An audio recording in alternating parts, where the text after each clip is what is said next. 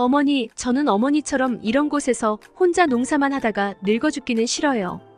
노디라, 농사가 뭐 어때서 그러니? 이 나라에서 이 정도 먹고 사는 건 큰 축복이다. 배부른 소리 말어. 이제 막 20살이 된 저는 뒤늦은 사춘기 때문인지 별것도 아닌 일들로 어머니와 말다툼하곤 했습니다. 어머니는 우즈베키스탄의 페르가나 계곡에서 농사를 지으며 살고 계십니다. 그러니 저도 자연스럽게 어머니의 일을 도와 농사일을 하게 되었죠. 그런데 점점 나이를 한 살 한 살 먹으면서 제가 이 일을 평생 해야 한다고 생각하니 가슴이 답답해졌어요. 페르가나 계곡은 우즈베키스탄과 키르기스스탄, 타지키스탄이 국경 지역에 있죠. 이곳은 기후와 토양 조건이 농작물 생산에 아주 좋기에 농사가 발달한 지역이에요. 즉, 제가 이곳에 사는 동안은 어쩔 수 없이 농사를 지어야만 한다는 말이 되기도 했습니다. 그래서 한 번씩 어머니에게 도시로 나가겠다고 말하곤 했어요. 어머니는 이런 생활이 좋으실지 몰라도 저는 아니에요. 전 도시에서 화려하게 살고 싶다고요. 이 녀석아, 그런 생활이 마냥 좋은 점만 있는 줄 아니? 결국엔 사람 사는 거 다 똑같더라. 저는 어머니를 존경하고 사랑하지만 이런 부분에서는 의견의 차이를 좁히기가 힘들었습니다. 그리고 제가 21살이 되던 해 여름이었습니다. 그때 저는 그동안 어머니의 속을 썩인 것이 죽도록 후회가 되었습니다. 어머니는 페르가나 계곡에 찌는 듯한 무더위 여름 날씨에 농사일을 하시다가 열사병으로 생을 달리하셨습니다. 너무나 갑작스럽게 돌아가시는 바람에 한편으로는 실감이 나질 않았습니다. 지금 제가 마주한 현실이 정말 실제로 일어난 일인지 분간이 되지 않았죠. 어머니의 장례를 치르고 나서도 3개월이라는 시간이 흘렀습니다. 한동안 어머니의 물건들을 볼 자신이 없어서 집 안구석에 처박아 두었던 어머니의 물품들을 정리하기 시작했죠.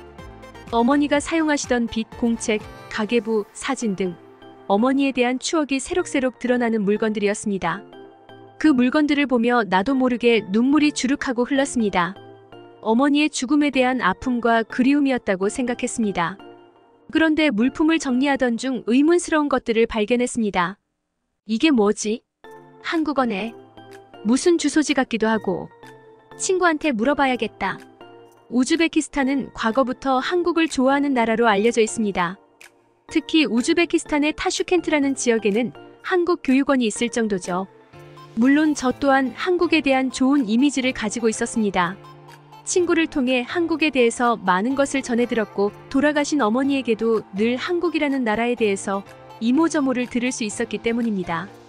온갖 한국 이야기에 대해서는 다 들려주시던 어머니도 유독 한국에 계시다는 아버지에 대한 이야기를 물어보면 말을 돌리시곤 했습니다. 그래서 한편으로 이 한국어 쪽지가 한국에 계신 아버지에 대한 정보가 아닐까 생각했죠.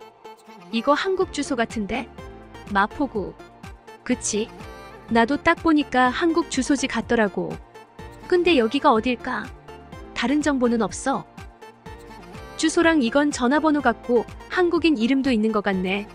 친구를 통해 이 쪽지의 내용이 한국 주소지라는 사실을 파악한 이후로는 늘 고민이었습니다. 그렇지 않아도 이곳에서 제 의지와는 상관없이 물려받은 어머니의 농사일이 제 적성에 맞지 않는 것도 있었고 한국에 계신다는 아버지에 대한 호기심이 제 머릿속을 뒤집어 놓았기 때문입니다. 저는 이곳에서 농사를 지으면서 살아갈 자신이 없었습니다. 그리고 단 한 번도 본 적이 없는 아버지를 보고 싶다는 생각에 사로잡혔죠. 아버지를 만나서 꼭 물어보고 싶었습니다. 아버지는 왜 우리와 함께 살지 않았느냐고. 아버지는 왜 엄마와 나를 팽개치고 살았던 거냐고. 저는 아버지를 원망하고 있었습니다. 물론 처음부터 원망을 했던 것은 아니었습니다. 어머니에게서 아버지에 대한 이야기를 듣는 것을 좋아했습니다. 하지만 어머니가 아버지에 대한 이야기를 하는 걸 꺼려한다는 사실을 알면서부터 뭔가 좋지 않은 일들이 있었다는 걸 본능적으로 깨달았죠. 그리고 그 좋지 않은 일들은 아버지가 엄마와 저를 버린 것이라 생각했습니다. 한동안 아버지에 대한 호기심과 분노감에 생각이 많았습니다. 그리고 결국 저는 결단을 내리고 말았죠. 한국에 직접 가서 아버지를 찾아보자. 그리고 당당하게 물어보는 거야. 그렇게 저의 한국행은 시작되었습니다. 한국에서 아버지만 찾으면 모든 것이 해결될 거라는 믿음을 가진 채 말이죠. 하지만 한국에 도착한 지 얼마 지나지 않아 제가 얼마나 어리석은 사람인지 깨달았습니다. 우즈베키스탄에서는 한국어를 구사하는 사람들이 많습니다. 한국에서 일을 오래 했던 사람들도 있었고 그저 한국이 좋아서 한국어를 공부하는 사람도 있었으며 워낙 고려인들이 많이 사는 곳이기에 자연스러운 현상이었습니다. 그런 영향으로 저 또한 어느 정도 한국어를 구사할 수 있었습니다.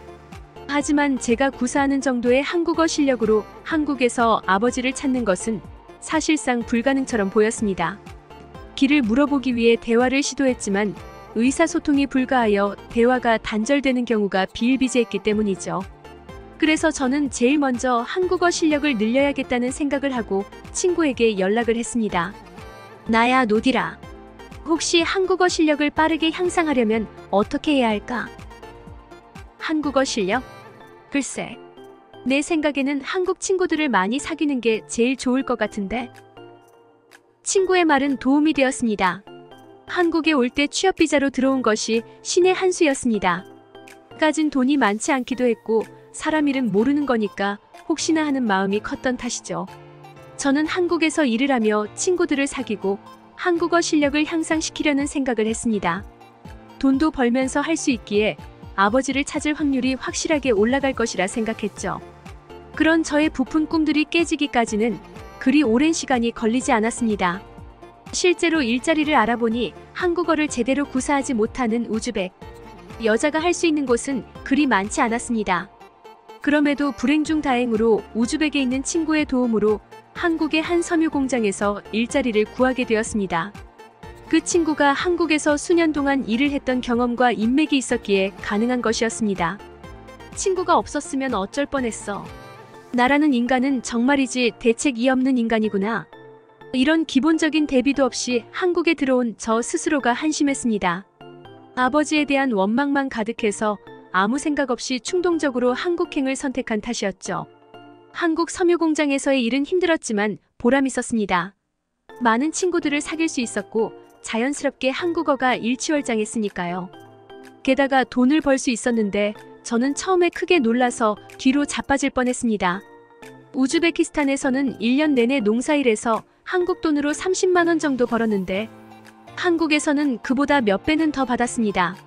물론 두 국가는 물가 차이가 있었지만 사실 우즈베키스탄의 경우 낮은 평균 급여에 비해서 물가는 정말 높은 수준이었기에 실제로 제가 느끼는 차이는 엄청 컸죠. 아버지를 찾기 위해 선택한 한국행이었지만 이곳에서 자리를 잡고 제대로 미래를 설계해도 괜찮지 않을까? 라는 생각이 들기도 했습니다.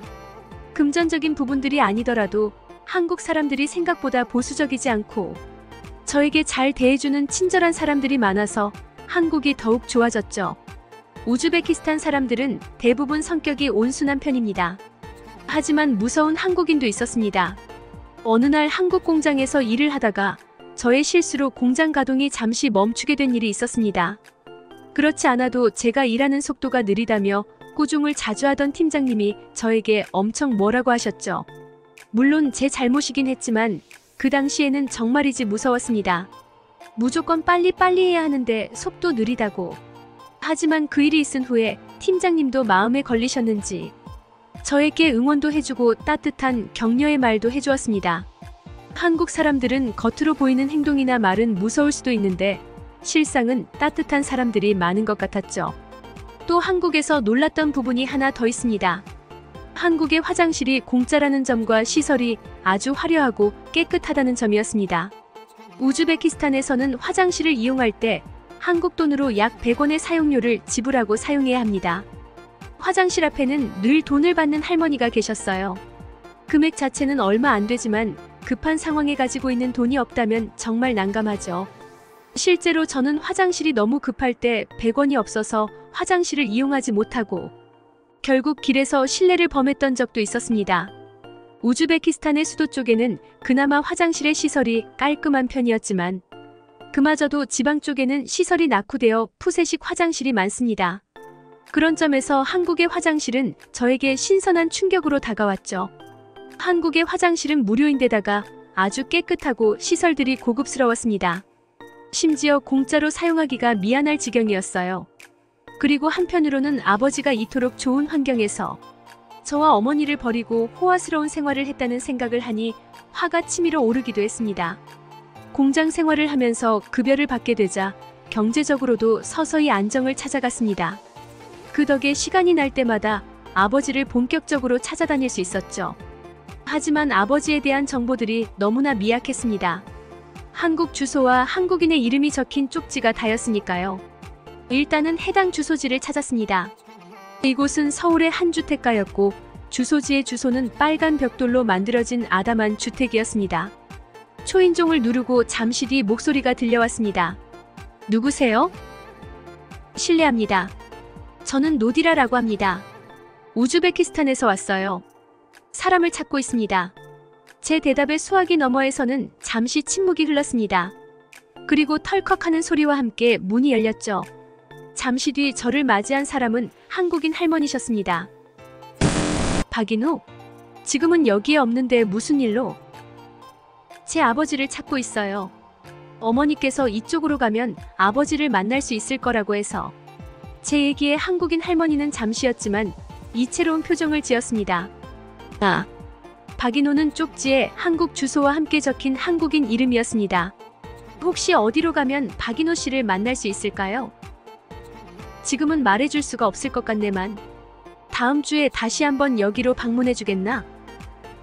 그때 다시 이야기해주지. 점심은 먹지 말고 방문해주게. 역시나 아버지를 찾는 것은 쉬운 일이 아니었습니다. 아버지는커녕 메모지에 적힌 이름의 주인공을 찾는 것도 순탄하지 않았으니까요. 알 수 없는 말만 하는 할머니는 저에게 다음 주에 다시 찾아올 것을 부탁했습니다. 왠지 제 느낌에 한국인 할머니가 아버지에 대해서 뭔가를 아는 것 같았습니다. 어쩌면 다음 주에 아버지를 만날지도 모른다는 기대감이 생겼죠.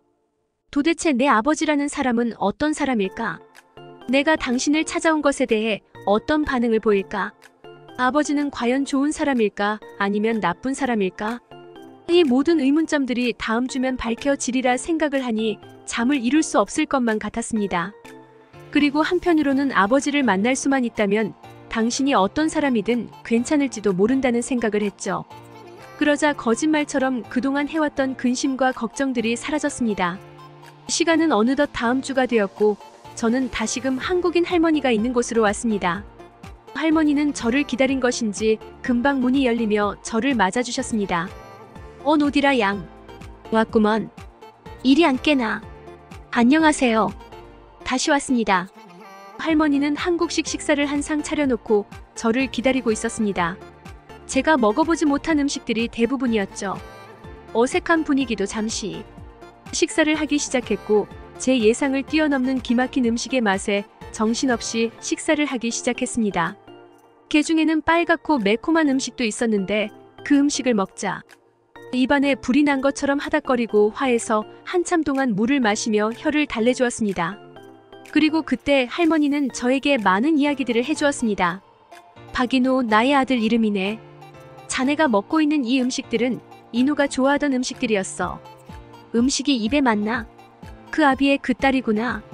인호도 매콤한 김치찌개를 좋아했지.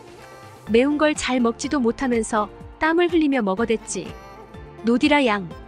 아니, 나의 손녀야. 이 할미를 용서해주겠니? 한국인 할머니는 이야기를 이어가지 못하고 눈물을 보이셨습니다. 그리고 감정을 한참을 다스린 뒤 말을 이어갔죠. 아버지는 단신으로 우즈베키스탄에 여행을 갔다가 어머니를 만났다고 하셨습니다.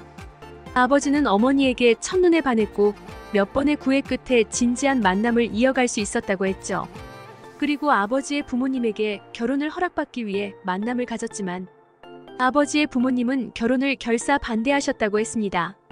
그러자 아버지는 어머니와 살림을 차리기 위해 집을 나오게 되었지만 결국 어머니는 아버지를 한국에 남겨둔 채 다시 우즈베키스탄으로 돌아갈 수밖에 없었다고요. 왜 어머니가 아버지를 혼자 남겨두고 우즈베키스탄으로 떠난 거죠?